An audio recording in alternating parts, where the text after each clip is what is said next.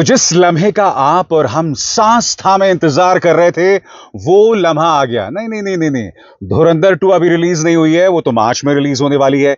मगर सब लोग इंतजार कर रहे थे उसकी टीजर का, और टीजर देखने के बाद 99% लोगों ने कहा कि अरे इसमें तो कुछ पता ही नहीं चला, इसमें तो अधिकतर शॉट्स धुरंधर पार्ट 1 के थे, खोदा पहाड़ निकली चुहिया। मगर क्या ऐसा वाकई है? पारखी नजर चाहिए साहब, क्योंकि आज मैं आपको बताने वाला हूं कि वो 1 मिनट 12 सेकंड के टीजर में क्या क्या पता चला है। हेलो, वेलकम, खुशामदीद, नमस्कार। आप देख रहे हैं एक ऐसा शो जिसका नाम है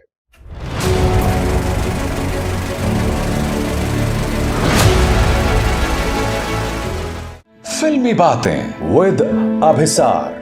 फिल्मी बातें विद अभिसार में आज मैं बात करने जा रहा हूं धुरंधर पार्ट 2 के टीजर की। जी हां, आप जानते हैं कि रणवीर सिंह से लेकर फिल्म के डायरेक्टर आदित्य धर ने इस बात का ऐलान कर दिया था कि बदले का समय आ गया है। धुरंधर द रिवेंज, इसका पार्ट 2, उसका टीजर सामने आ गया है। इसमें दो राय नहीं है दोस्तों कि इसमें से काफी सीन्स धुरंधर पार्ट 1 से उठाए गए हैं, मगर अगर आपकी पारखी नजर है तो आपको काफी हद तक काफी चीजें पता चलेंगी, और अब मैं वो आपको बतलाने जा रहा हूं। सबसे पहली बात, और ध्यान से सुनिएगा, यह फिल्म पार्ट 1 से भी ज्यादा वायलेंट होने वाली है, उससे ज्यादा हिंसा होने वाली है। और इसका जीता जागता सबूत है वो सीन जिसमें कटा हुआ हाथ दिखाया जाता है।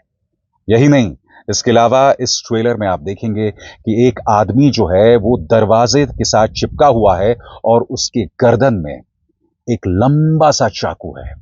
यानी कि आदित्य धर वायलेंस की तमाम हदों को पार कर देने वाले हैं। पार्ट 1 में खौफ और सिहरन पैदा करने वाला वायलेंस था, मगर इस बार ऐसा लग रहा है कि तमाम हदों को पार कर लिया जाएगा।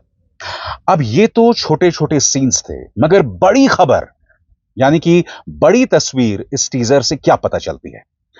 अब आपकी स्क्रीन पर इस स्टिल को देखिए, इस स्क्रीनशॉट को देखिए। अगर आप ध्यान से देखेंगे तो इसमें आप देखेंगे कि पाकिस्तान के former prime minister Nawaz Sharif दिखाई देते हैं।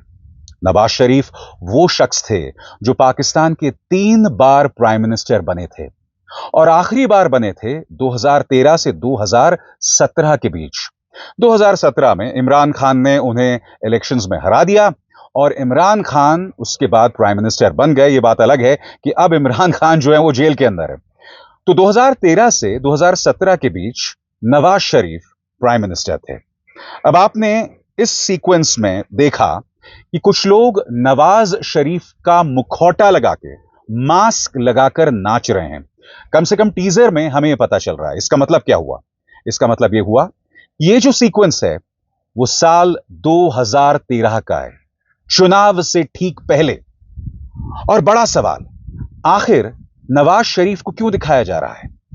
तो ध्यान से सुनिएगा मैं क्या कहने जा रहा हूं। अगर आपने पार्ट 1 देखा होगा दोस्तों, तो रहमान डकैत किस पॉलिटिकल पार्टी से जुड़े हुए थे? किस पॉलिटिकल पार्टी से?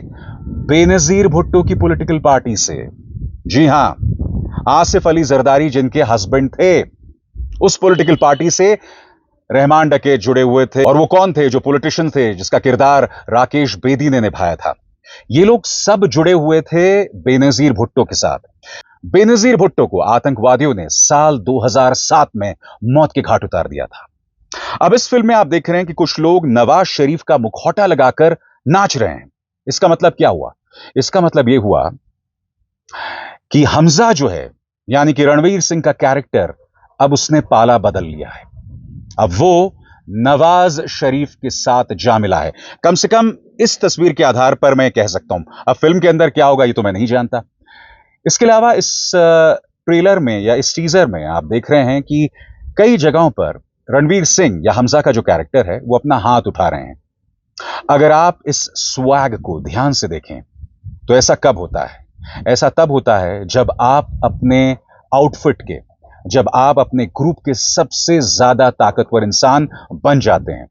जिस स्वैग के साथ हमजा चल रहा है इस टीजर में, इससे साफ हो जाता है कि अब हमजा उस ग्रुप का मुखिया है, क्योंकि आप जानते हैं पार्ट 1 में हमजा जो है रहमान डकैत को एसपी असलम चौधरी के साथ मिलकर मौत के घाट उतार देते हैं।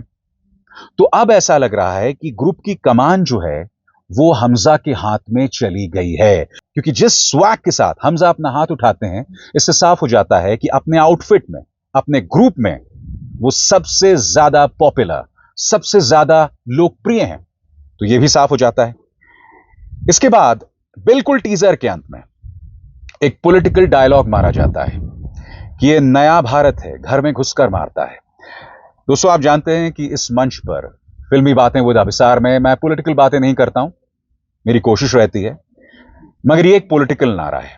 ये एक ऐसा पॉलिटिकल नारा है जो हमारे प्राइम मिनिस्टर नरेंद्र मोदी के साथ जुड़ा हुआ है। ये एक ऐसा पॉलिटिकल नारा है जो मौजूदा गवर्नमेंट के साथ जुड़ा हुआ है और वो लोग इस नारे का इस्तेमाल करते हैं। यानी कि यह फिल्म भी पहली फिल्म की तरह जोरों से प्रोपेगेंडा फिल्म होने वाली है, क्योंकि मैंने आपको बताया नवाज शरीफ दिख रहे हैं। नवाज शरीफ कब प्राइम मिनिस्टर थे? 2013 से 2017 के बीच में। 2014 में इस देश में कौन सी पॉलिटिकल पार्टी जो है वो पावर में आ जाती है? बीजेपी। यानी कि धुरंधर पार्ट 2 में खुलकर भारतीय जनता पार्टी के लिए प्रोपेगेंडा होने वाला है, खुलकर। शायद प्राइम मिनिस्टर नरेंद्र मोदी का नाम भी लिया जाए, बिल्कुल उसी तरह से कि पार्ट 1 में अजय सान्याल का जो कैरेक्टर था, जो बेस था मौजूदा एनएसए अजीत डोभाल पर, उनके पक्ष में पूरा प्रोपेगेंडा चलाया गया था।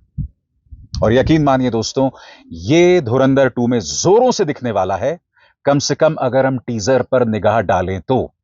यानी कि धुरंधर 2 भी एक पॉलिटिकल प्रोपेगेंडा फिल्म होने वाली है। हालांकि मैं स्पष्ट कर दूं, अगर धुरंधर की बात करें हम, यानी पार्ट 1 की बात करें, तो वो एक शानदार स्पाई थ्रिलर थी, एक शानदार स्पाई थ्रिलर। इसकी प्रॉब्लम थी कि ये एक पॉलिटिकल प्रोपेगेंडा फिल्म थी, और पॉलिटिकल प्रोपेगेंडा के बुनियाद पर ये पूरी तरह से धराशायी हो जाती है। और मैंने आपको बताया था क्यों। क्योंकि देखिए, हमजा का जो किरदार है, यानी कि हम अपने एक हिंदुस्तानी को पाकिस्तान क्यों भेजते हैं? क्योंकि भारत के अंदर एक के बाद एक टेरर अटैक्स होते हैं, और अजय सान्याल का कैरेक्टर कहता है कि अब हमें बदला लेना है, हमें अपने इंसान को पाकिस्तान भेजना है।